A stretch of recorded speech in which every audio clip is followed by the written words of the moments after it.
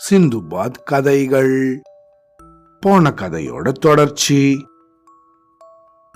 ஆனா என்ன பிடிச்சு என்ன பயன்? நானு கண்ணு மூடி திறக்கிறதுக்குள்ள அந்த மரம் அப்படியே அசைய ஆரம்பிச்சிடுச்சு. அதுக்கு அடுத்த நிமிஷம் அந்த மரம் தரையிலேயே சாஞ்சிடுச்சு.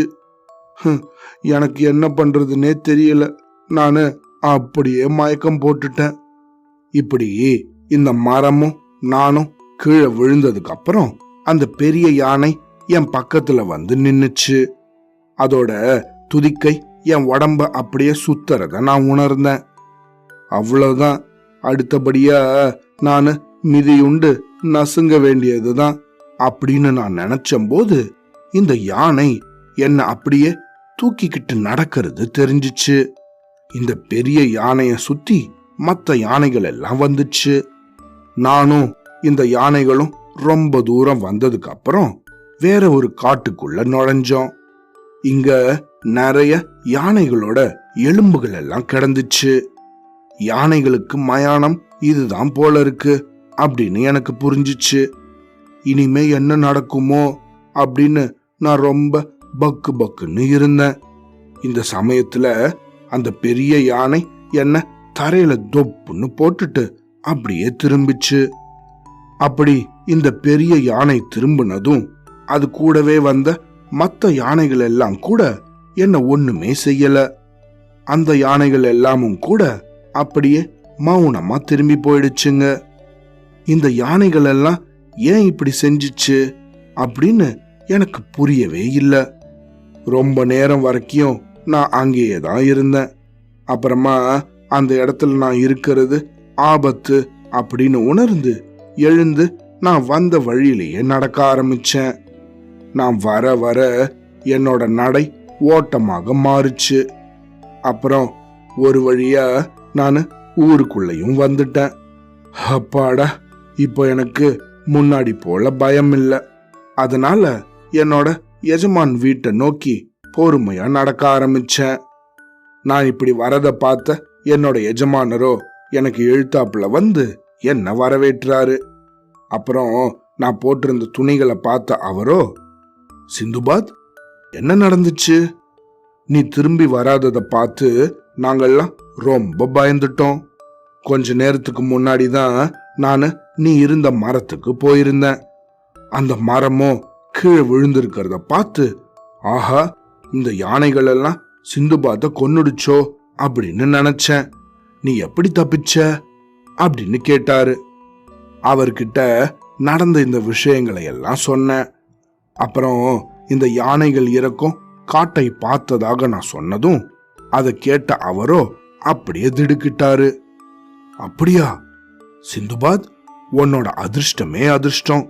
அந்த காட்டுக்கு உனக்கு பாதை தெரியுமா? உனக்கு ஞாபகம் இருக்கா அப்படின்னு கேட்டாரு. எதுக்காக கேக்குறீங்க? எனக்கு நல்ல ஞாபகம் இருக்கே அப்படின்னு சொன்னேன். அதுக்கு அவரோ உடனே ஒரு யானையை கொண்டு வர சொல்லி அதுல ஏறிக்கிட்டாரு. என்னையும் அதுல ஏறிக்க சொல்லி அந்த காட்டுக்கு அப்பவே போகணும் அப்படின்னு சொன்னாரு. சரிதான் அப்படின்னு அவரோட இஷ்டப்படி நாங்க உக்காந்துருந்த யானையை செலுத்திக்கிட்டு அந்த காட்டை நோக்கி போய்கிட்டு இருந்தோம். இப்படி ரொம்ப நேரம் நாங்க இந்த யானை மேல வந்ததுக்கு அப்புறம் அந்த யானை காடை வந்து அடைஞ்சோம். அந்த யானை காடு வந்ததும் அங்க நிறைஞ்சு கிடந்த அந்த தந்தங்களை எல்லாம் பார்த்து என்னோட எஜமான் ரொம்ப சந்தோஷப்பட்டாரு. தன் கூடவே கொண்டு வந்திருந்த ஒரு சாக்கு பையில அதையெல்லாம் அப்படியே வாரி கட்டினாரு.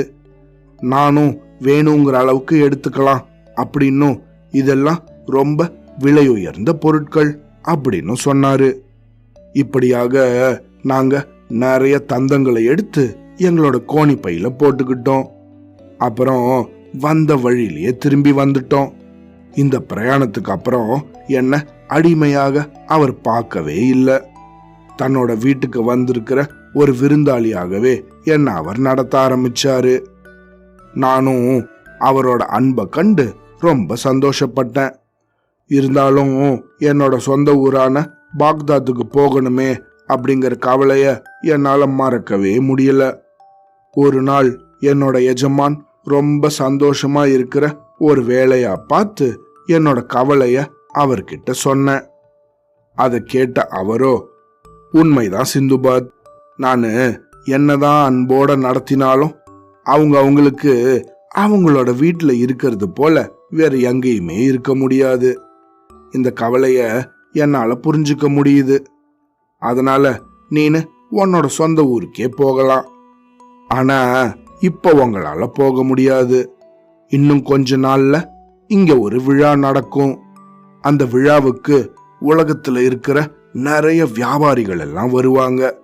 அப்போ கப்பல்களும் நிறைய வரும். இந்த கப்பல்கள்ல உங்களோட தேசத்து கப்பலும் வரலாம். அதனால அந்த கப்பல்ல நீங்க ஏறி போகலாம். அது மட்டும் இல்லாம அந்த சமயத்துல நீங்களும் நானும் சேகரிச்சு வச்சிருக்க இந்த தந்தத்தையும் விற்கலாம் அப்படின்னு சொன்னாரு. இந்த விழா எப்ப நடக்க போகுது அப்படின்னு என் எஜமான் கிட்ட கேட்டேன். ரொம்ப சீக்கிரத்துல நடக்கும் சிந்துபாத் அப்படின்னு அவர் பதில் சொன்னாரு. நானும் அந்த விழா எப்ப வருமோன்னு ஆவலோட காத்திருந்தேன். அந்த விழா எப்ப வந்துச்சு, இதுக்கப்புறம் என்ன நடந்துச்சு அப்படின்னு அடுத்த கதையில கேட்கலாம். சரியா?